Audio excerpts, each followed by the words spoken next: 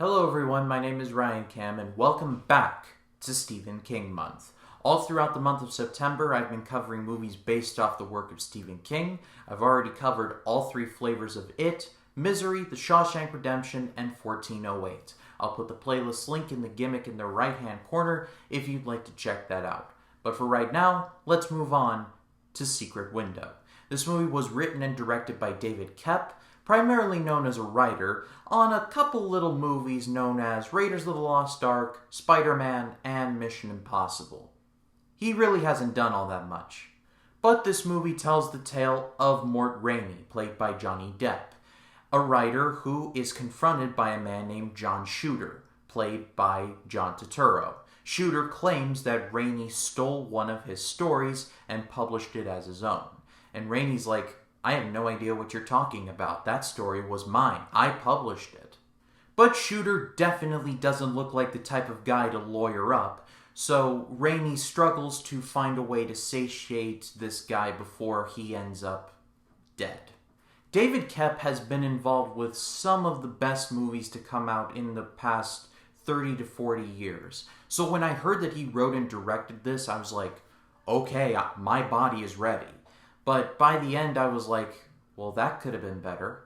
Firstly, the acting in this movie is great across the board. You got Johnny Depp, who I'm not a humongous fan of.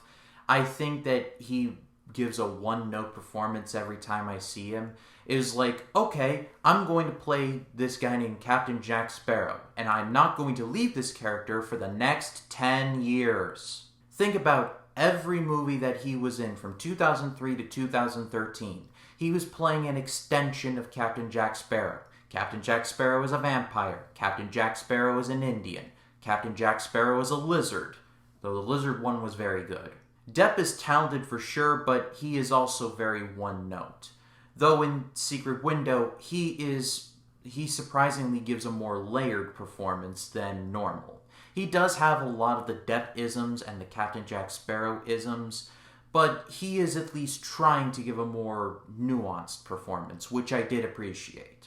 I also really like John Turturro in this movie. He can be very funny and very serious. The guy has a wide range.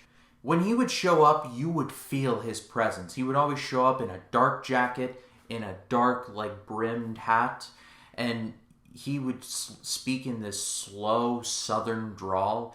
He sounded like Max Cady from Cape Fear.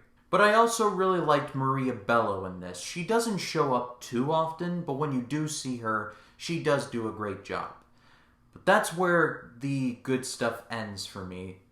Basically, the first hour of Secret Window was very good. And then the movie reaches a certain point, and then it's kind of downhill from there.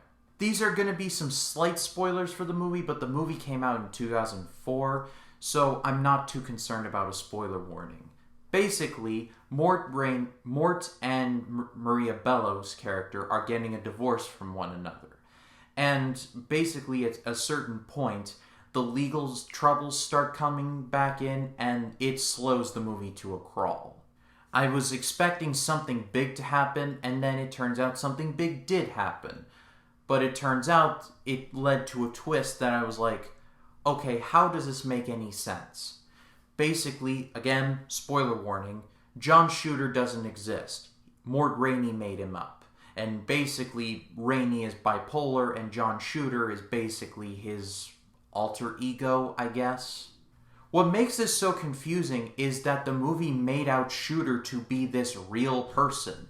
Whenever people would drive by and see Shooter, they'd be like, hey, and Shooter would be like, hey, back at ya.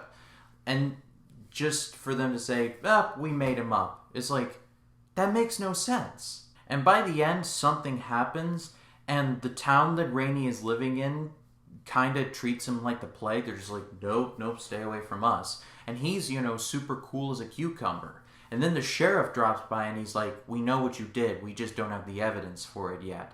And they're like, okay, so apparently he's a murderer, and he murdered his wife. So why are the town just now starting to treat him like crap?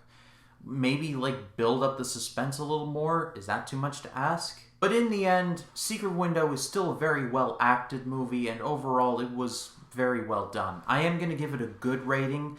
I don't want to give it any higher than that because the twist was legitimately confusing, but at the same time, it was still very well made, so I can't really complain too much about it. So that's all for me, guys. Thank you so much as always for watching. Stay tuned for next week as I close out Stephen King month with my reviews for 1922 and Gerald's Game.